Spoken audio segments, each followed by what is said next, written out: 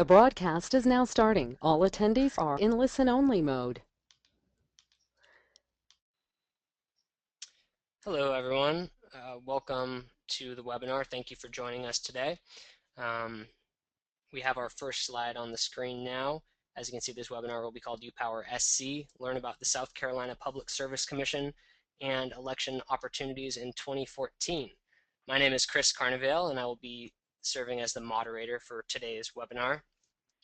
On behalf of the Southern Alliance for Clean Energy, I'd like to thank you for attending today's webinar. Your interest and support make our work possible.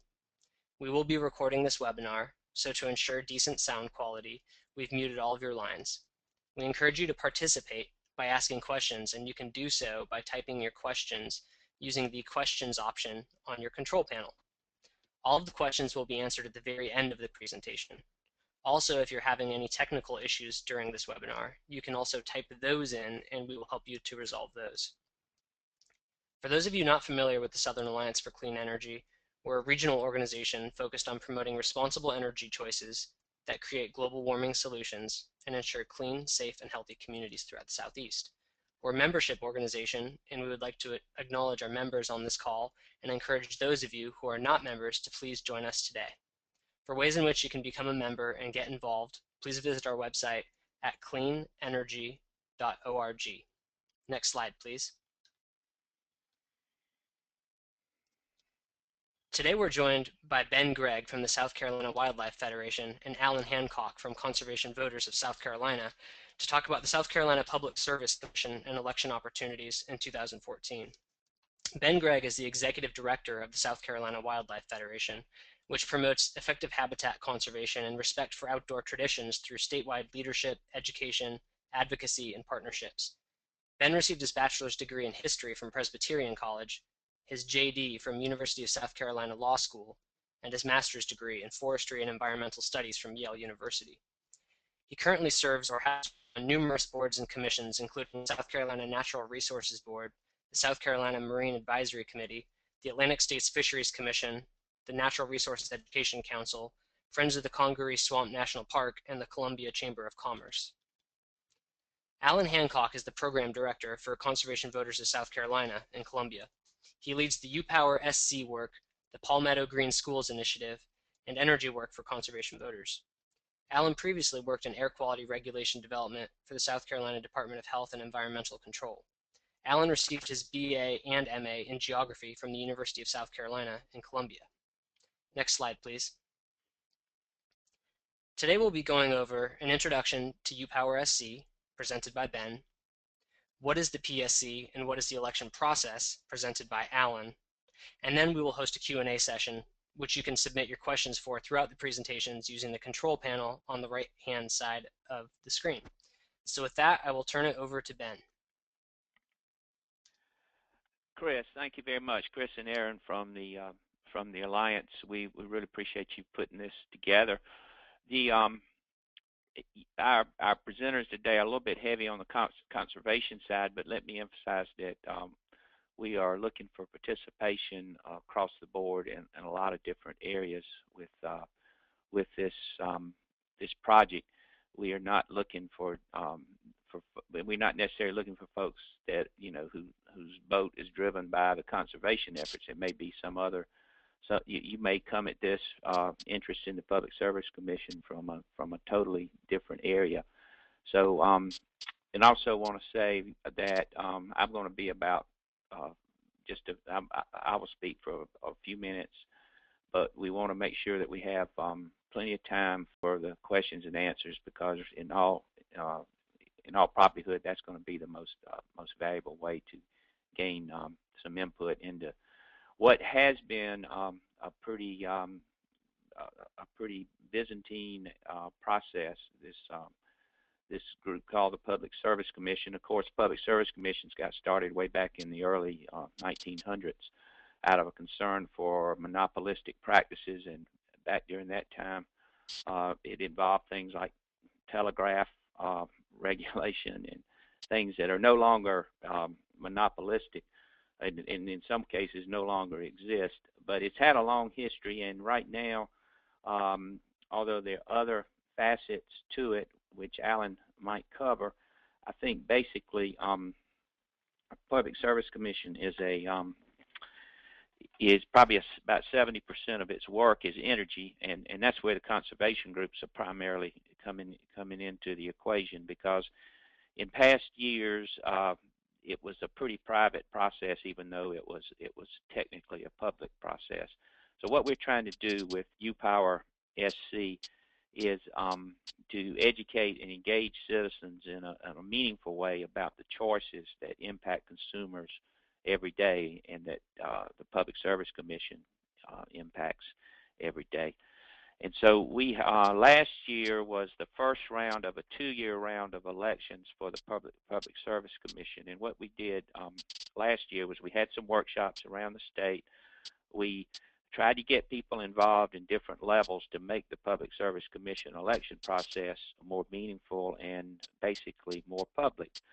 From the conservationist point of view, I guess 10 or 12 years ago, there was very little focus on conservation efforts among a lot of groups like the South Carolina Wildlife Federation, which gets involved in a lot of different areas. We had very little, we spent very little of our time and resources on energy issues, but we do spend more and more time on energy issues with the realization that the energy issues impact the environment and impact natural resources in so many ways.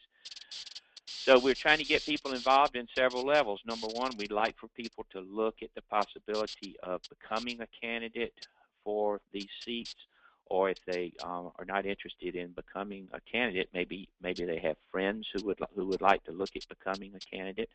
Number two, we're looking to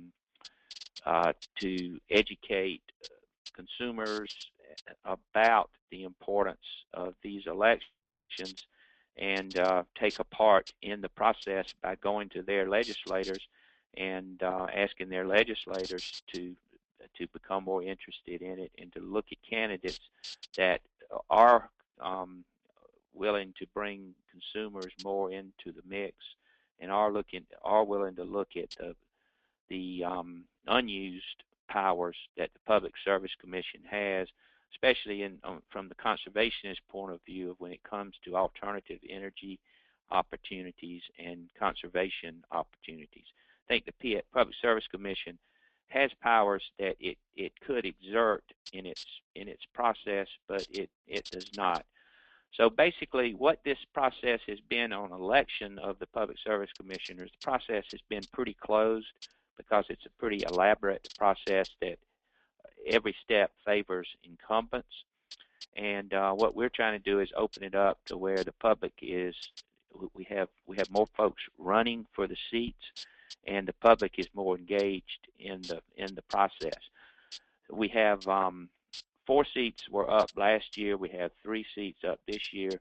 Last year, Conservation Voters of South Carolina and Wildlife Federation, along with Chris's group, the Alliance, we did everything we could to open up the process, and in doing so, we kind of learned the ropes, learned where the barriers are, where the challenges are for a newcomer to the whole election process.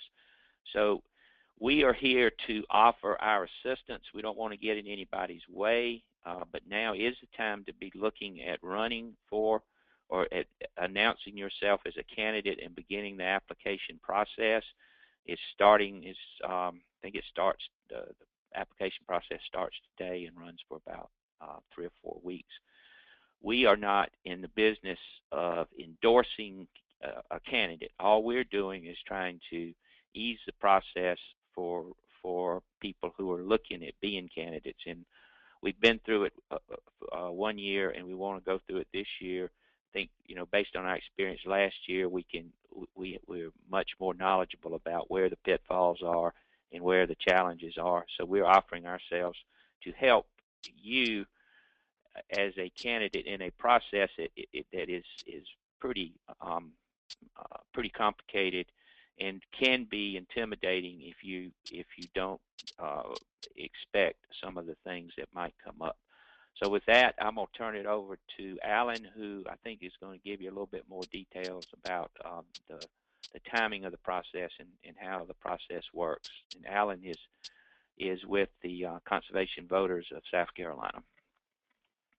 Thanks, Ben. My name is Alan Hancock, and as Ben said, I'm with Conservation Voters of South Carolina. I'm the program director for Conservation Voters, and I'll be providing some background on the PSC and the upcoming elections. The PSC has a long history, as Ben described. The predecessor organization, the Railroad Commission, was established in 1878, and the General Assembly created the PSC in 1910 and then combined it with the Railroad Commission in 1922. The PSC was restructured in 2004 by Act 175, and this was a response to an ex parte scandal involving Bell South. Some Bell South lobbyists were talking to members of the PSC outside of meetings, and that led to the broad sweeping reforms in Act 175, excuse me. Act 175 also created the Office of Regulatory Staff, which serves as the public's advocate before the PSC. And the PSC is a quasi-judicial body, so the public is represented on one side by the ORS, the Office of Regulatory Staff, and the utility or other entity is on the other side. The commissioners follow judicial rules of conduct, and the commission acts as sort of a court for those issues. There's 7 total commissioners, and they serve 4-year terms. Next slide, please.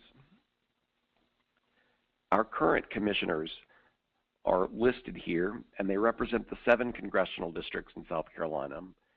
Commissioner Butch Howard assumed the commissionership in 2004, and his term runs out in 2016. He represents the Charleston area. Commissioner Brent McGee joined the commission in 2013. He's our newest member. He's from Lexington. He's a real estate attorney there. And since he was not voted on last year, he was appointed when his predecessor, David Wright, left.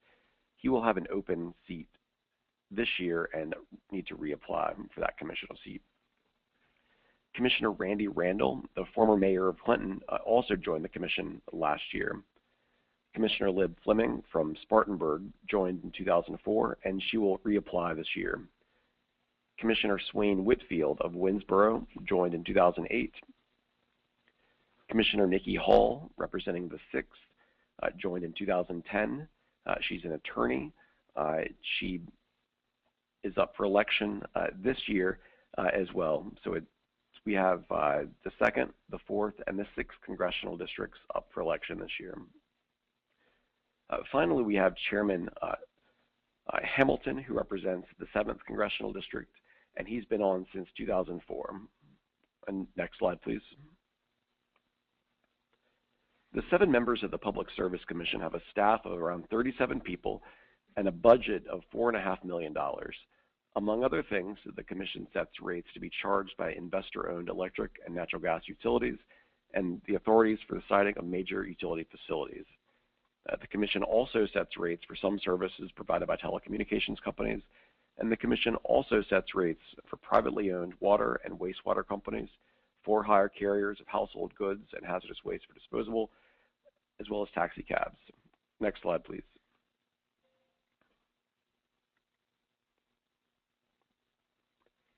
Act 175 also created the State Regulation of Public Utilities Review Committee, or PERC. This is a special legislative committee composed of 3 senators, 3 representatives, and 4 citizens. The current members include Senator Thomas Alexander, Representative William Sandifer, Elizabeth Atwater, Eric Ebersole, Representative Forrester, Representative Hayes, Senator Brad Hutto, Senator Rankin, John Simmons, Helen Ziegler. Those are the current members of PERC. And PERC has kind of an interesting role. They oversee the PSC and screen candidates. And they also provide an annual review of the commissioners and their staff. It sort of looks like an annual performance review of how the commissioners performed and how the commission as a whole is meeting its goals. Next slide, please. That brings us to the elections for the Public Service Commission. And as I said earlier, we have 3 open seats this year, the 2nd, the 4th, and the 6th. And there are some requirements for applicants. First, you need to reside in the congressional district for the open district, or the open seat rather, and the candidate must have a baccalaureate degree and substantial experience in one of the areas that the PSC regulates, listed here. This is a judicial-like position. PERC really anticipates that the candidates bring a wealth of knowledge with them. There is some training offered through NARUC, the National Association of Regulatory Utility Commissioners, but they expect you to just know a lot and then learn a lot. It's a full-time job, and there's a vast amount of reading required. It involves approximately 3 full-time days in the PSC office in Columbia most weeks, and then some commissioners work full-time 5 days a week from the PSC office. Others commute in electronically on Mondays and Fridays. But basically, when PERC is looking for applicants, they want serious people who are dedicated to committing plenty of time to this job. Next slide, please.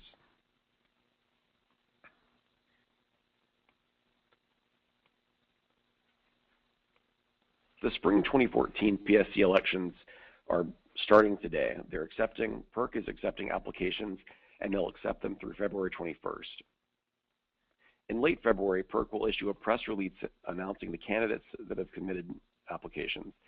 In March, they'll interview candidates, and in early April, PERC will administer the written exam. In mid-April, there is subcommittee consideration of the candidates, and then PERC will issue their report in mid-May, and around May 22nd, the election will be held at the General Assembly. And all of this information is on the PERC website. Unfortunately, the URL is quite long, so just Googling for SC space PERC, P-U-R-C, will be your best bet to get to that website. They update that page reliably and will also provide web updates on the UpowerSC page. Next slide, please.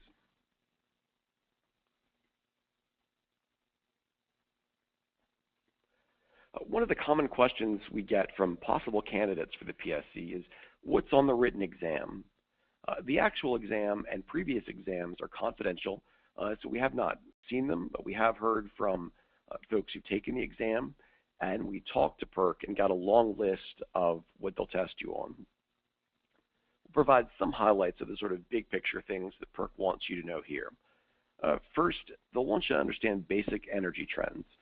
Lower natural gas prices are leading to more gas production as opposed to power from coal. In South Carolina, that's primarily from combined cycle plants, combustion turbines. Second, baseline energy data is important, and you should probably be familiar with sources of that and how the sources differ. The U.S. Energy Information Administration, or EIA, publishes very reliable data. Their website, eia.gov, is easily searchable. They have South Carolina summaries, rankings, maps, and from what we understand from PERC, committing all of that to memory isn't important, but just having an understanding of the big picture issues is what they're looking for. For example, according to the EIA, South Carolina has the 3rd most nuclear capacity and production in the U.S. behind Pennsylvania and Illinois. ORS, Office of Regulatory Staff, also has their own data, and they take into account what ratepayers are actually paying for. Their model attributes cost to upgrades in other states. For example, if Duke has to upgrade plants in North Carolina or Indiana, that cost is somewhat borne by South Carolina ratepayers, according to the ORS model. And ORS apportions that cost. So if you ask ORS or look at a report on their website on how much power in South Carolina comes from coal, the number's not going to look exactly like the EIA number.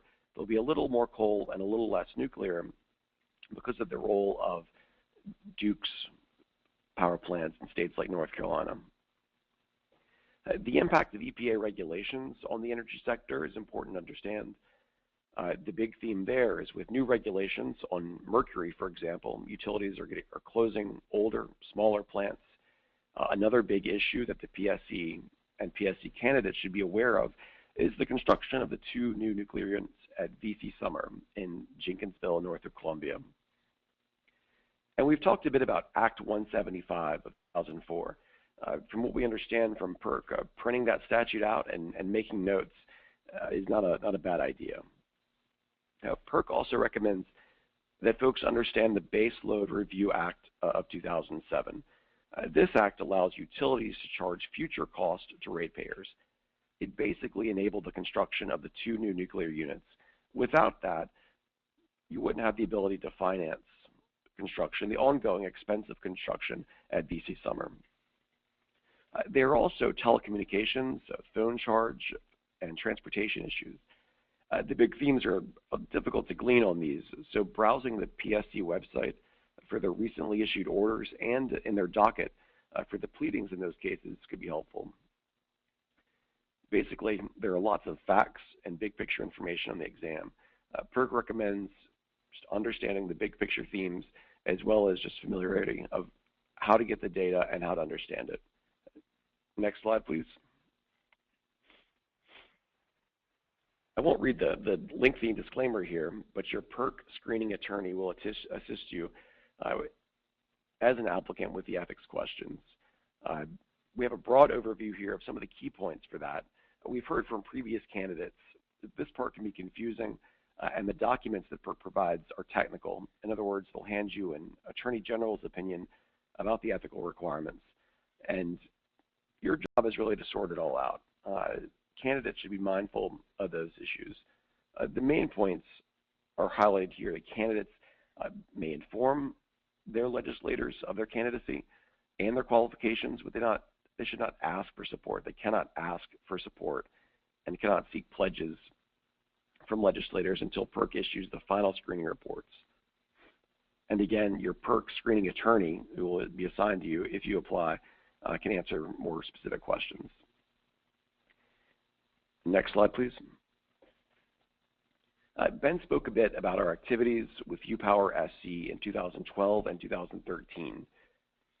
We gave a survey to candidates, and 4 main themes emerged. The first theme is that legal requirements are sort of unclear.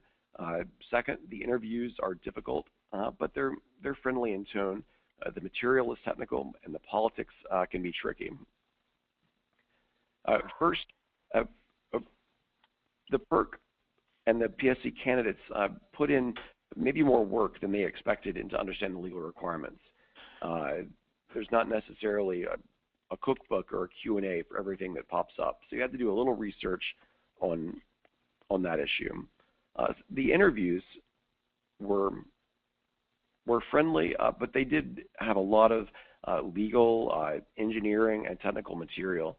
PERC recommended committing key points for things like the Base Load Review Act to memory.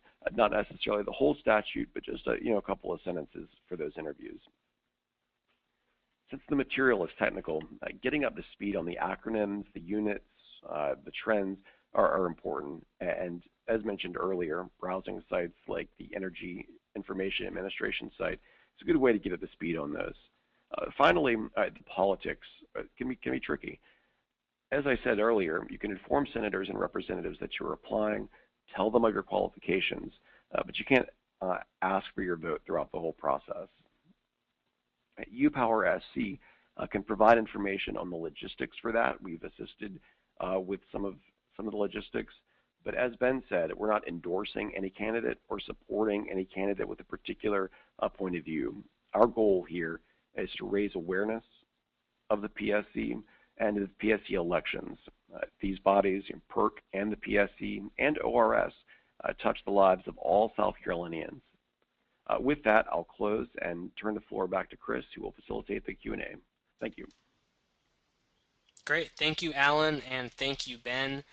Let's go to the next slide, and this has our contact information here. We'll encourage you to reach out to us directly if any of your questions in the upcoming Q&A period are not answered, or if you just want to do follow-up outreach, please feel free to reach out to us.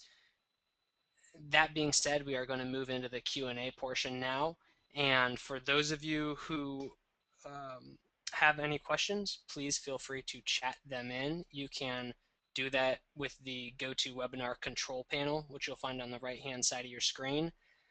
So let's get into what we have so far. Here's the first question. what were the results of the UpowerSC effort in 2013? How many people submitted their applications, and what were the results?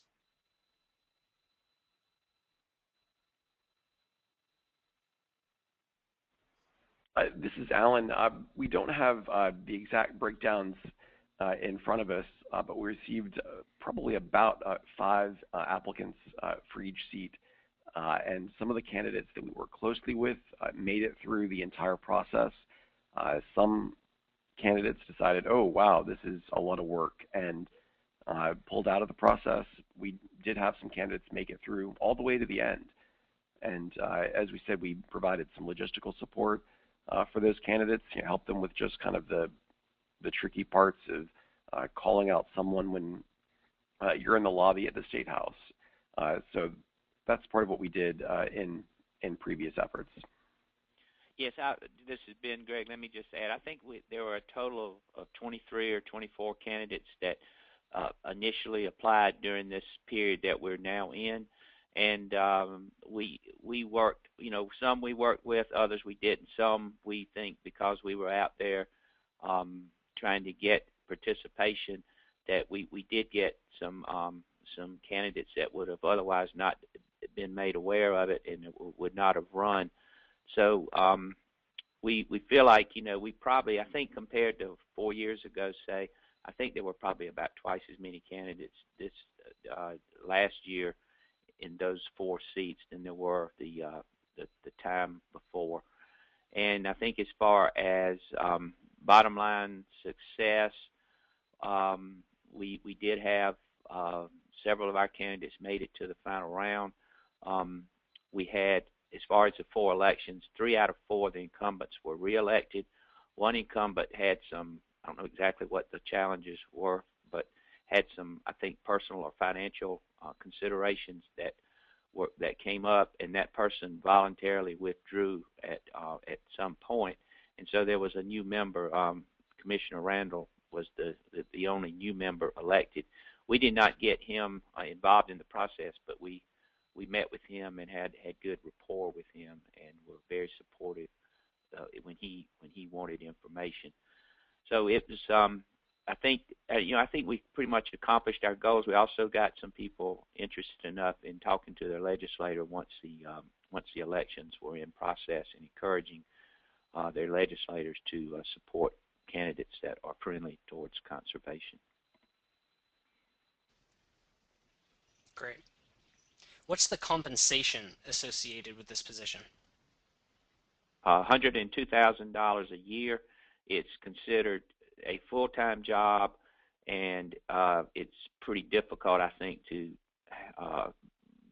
not make it a full-time job from the point of view of compensation. If you were to say, oh, I have a retail store in my hometown and I'd like to keep that going, and it's a major project for you, they would probably frown on that. I don't know exactly what the line is, but compensation-wise, salary-wise, you need to consider it a full-time job, or they're probably going to have some questions with that. We get differing opinions or differing feedback on how much time is actually spent on the job, whether it's a 5-day-a-week, 8 or 10-hour-a-day job. I think it all depends on the commissioner. I think there's so much information that you can easily spend 2 or 3 days just trying to review records and review literature and trying to get a grasp on all the issues, because there are a lot of issues and some of them are very complex. But in reality, I think they probably spend a couple of days in meetings in Columbia on the average, and then if you live in an hour or 2 out of Columbia, you can spend a lot of your non-meeting time at home with your between fax and your email and all the other ways they are to communicate these days. You don't have to be on the job 5 days a week in Columbia in most cases. Now, there are probably exceptional weeks. There may be a week where you're having a hearing that lasts all week, for example, that you would have to be in Columbia all as a rule, I think if you're in Columbia 2 or 3 days a week, you can pretty much cover yourself. Great. And it is a year-round position, correct? It's not like a legislative session or something? It's pretty much year-round. They meet, I think they meet every month. Excellent. What are the typical professional backgrounds of PSC candidates? We have Alan? Yeah, we have a couple of attorneys, a couple of small business owners, insurance might be background of one of them. As I mentioned, Randy Randall is a former mayor of the city of Clinton and had experience working with utilities as the mayor of Clinton. But there's no kind of one set requirement other than the ones outlined in the statute that we highlighted in the presentation. And because the responsibilities are so broad, you shouldn't think that you need to be have knowledge of all the different areas that are covered by the Public Service Commission. In the qualifications that Alan went through, I think there were a list of different areas that you could be qualified in. But remember, they said one or more. They did not say you need to be qualified in a majority or in all of those areas. So if you don't think you've got to come into the process with full background on all the different areas that you'll be making decisions on. Okay. Are the Public Service Commission staff under the direction of the commissioners or staff director? There is I don't know the exact name of the staff director, whether it's called an executive director or what, but there is a quote-unquote staff director who supervises all of the staff, and they are the Public Service Commission. I think the 7 members appoint the director, and what other appointments are made by the commission versus the staff director being independent to make their own decisions on hiring, I do not know.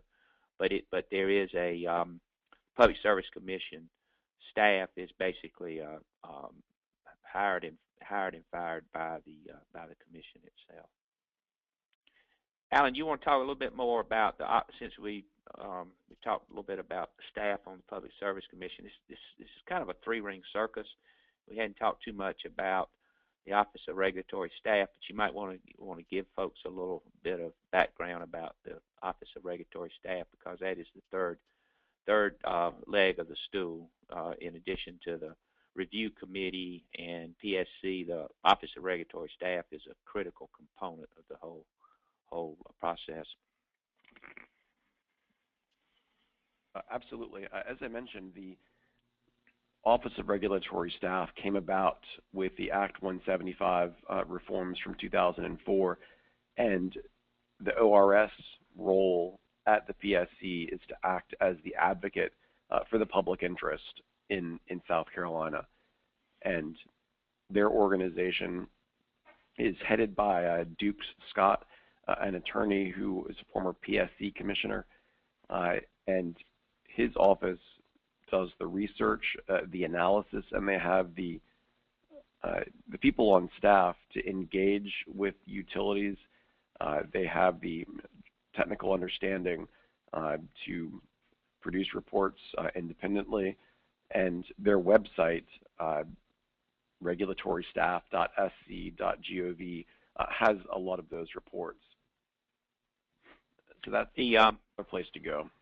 Yeah, there used to be a little different system set up. There was not an Office of Regulatory Staff, but there was, and there still is, a Consumer Advocates Office. But one of the major responsibilities of the Consumer Advocates Office until several years ago was to act as the consumer protector when it came to all Public Service Commission matters. And it was at the time, the consumer advocate was the person representing, or not the person, but the entity representing the public. It was an adversarial process, basically, where at hearings you would have consumer advocate almost always being more of an adversary in the process. And now the Office of Regulatory Staff, still, they are the ones representing the public, but I think over time it's evolved into probably a less adversarial position. A lot of times the Office of Regulatory Staff is in a position of trying to work out a compromise with all the parties and then present that to the Public Service Commission is the way I think it works now. So it's a little bit different setup, but you still do have an office whose responsibility it is to represent the public. Okay. Do most commissioners commute, or do they have housing in Columbia? I'm not I sure about it's probably that. a combination. I don't know. I think it would be up to you.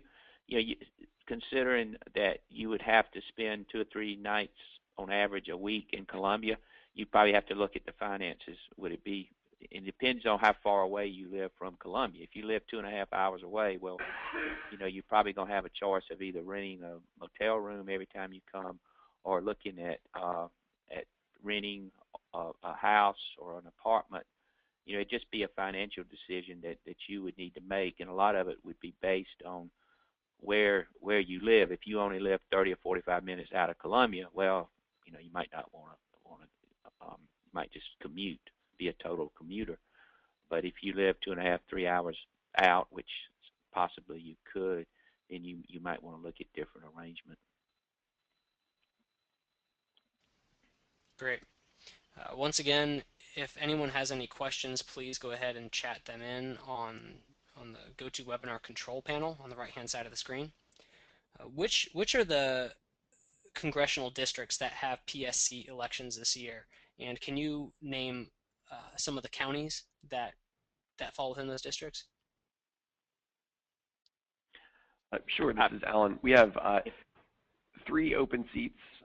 The 2nd congressional district, that's Joe Wilson's seat. So if you're in Joe Wilson's district, that is open. That is Lexington County, Aiken County, looks like the northern part of Richland County, western bit of Orangeburg. The map on slide 7 provides kind of an overview of those. The 4th congressional district is based kind of around the Greenville, Spartanburg, and it really is just those 2 counties. The 6th congressional district, Nikki Hall is the current representative. That district is represented by Clyburn. So if you live in Clarendon, Williamsburg, Lower Richland, Colleton, Dorchester, those are some of the counties that make up the 6th congressional district. Great. Okay, and we have that slide with the map of the congressional districts back up on the screen now. So yeah, the 4th is kind of the pink one up at the top. The 2nd is the one running from Aiken to Columbia, and the 6th is sort of the I-95 corridor, other than the PD. Okay. So it actually looks like a fair number of counties are within a decent driving distance of Columbia, where commuting is actually pretty feasible for a few of the districts. Yeah. Right. Okay, great. What kind of time commitment is needed for applicants to go through the application process? Ben, I'll let you answer that one. Well, I'm not sure because I've never done it. Yeah. But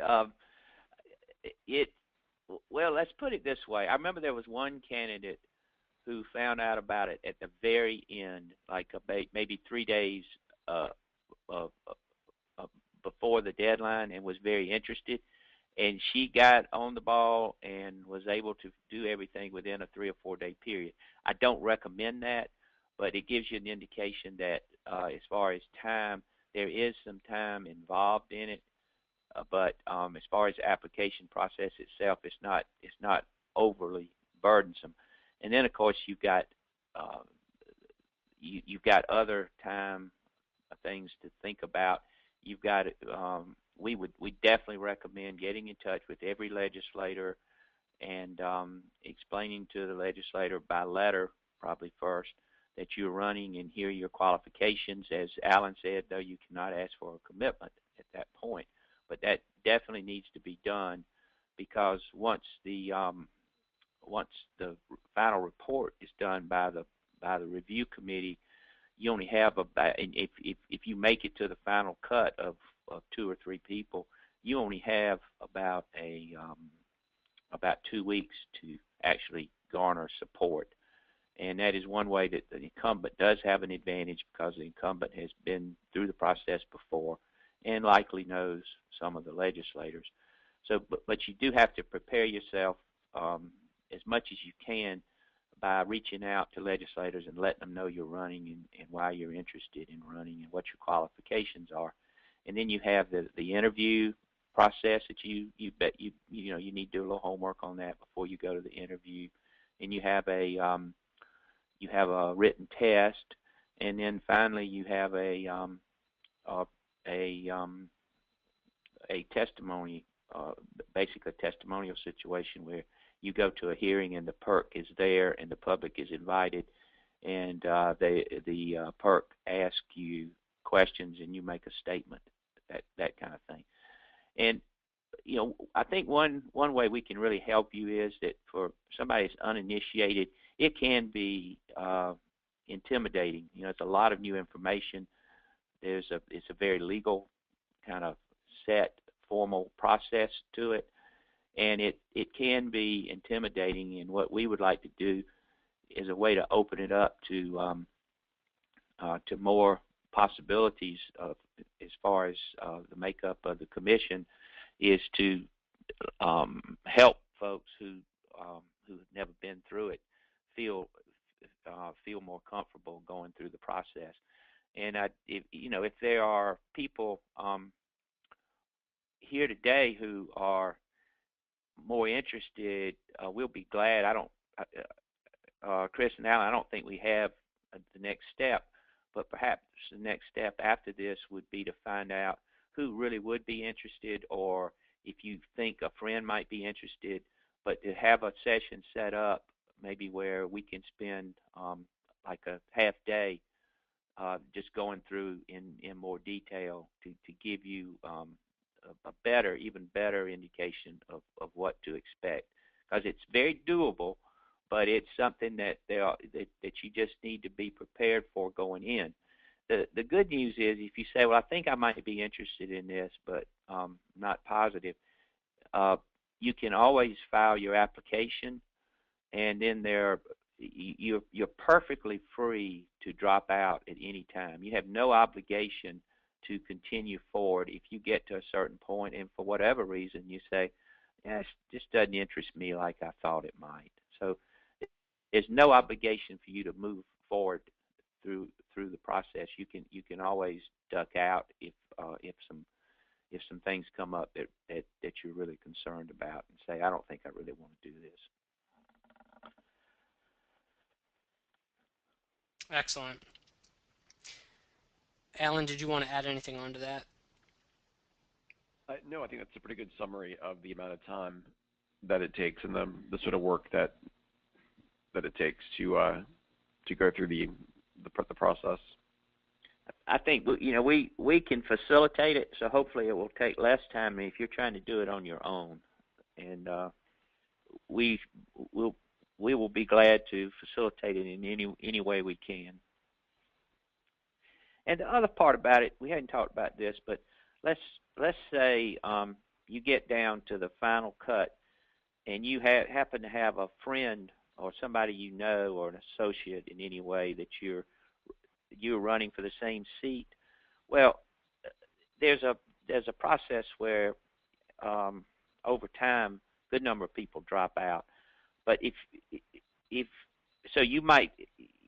have a friend that's also interested in it, you both might get involved, and then from some kind of circumstances, your friend might drop out or you might drop out. It'd be very rare to get to the point where the final two would be you and a friend. So we don't worry if we get several well-qualified folks running and several people that are interested in these issues.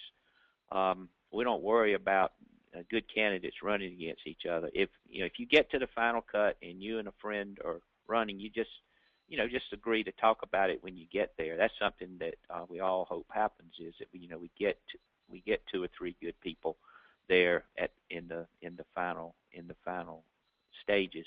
But the more the merrier, as far as we're concerned, because there is a large there were at least last year, a good number of people had dropped out in the process as it went through. Okay, that's good to know. Are there any other last final comments that you want to make? Maybe is there any way that people can help spread the word or get involved? Is there anything to do for next steps beyond what you had just mentioned? Maybe setting up a follow-up session with interested candidates.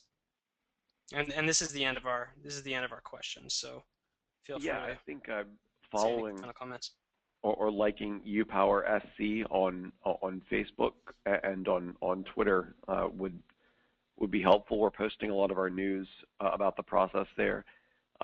The PERC website also has information about the process, and they're posting news there. To get to that website, you can just Google SC space PURC or PERC, and that'll get you to that website on the State House website. Other than that, there's just one piece of news that I'll add. There is a PERC meeting tomorrow at 10 a.m. in the Gressett building, and that is going to discuss the Energy Advisory Council's Distributed Energy Resources Report, the solar report, and there's specific information about that meeting at the UpowerSC Facebook page. And that meeting would be a good chance for anyone interested in the PSC and understanding the folks on PERC, who they are, as well as just becoming more comfortable with moving around the State House and knowing who all they're going to have to talk to. And as far as the folks that are on the webinar, is there a way for them to personally follow up if they have more questions, if they wanted to talk in more depth, or if they want to let us know that they're definitely interested and they would like to be a part of a follow-up longer session? Chris, can you or Alan, would it be best to just have anyone contact one of you for future follow-up as far as the folks that are on the webinar today? Sure. If folks want any additional follow-up, my email address, Alan, ALAN, at cvsc.org is on the screen, as is my phone number. Chris's email and Ben's email are also there.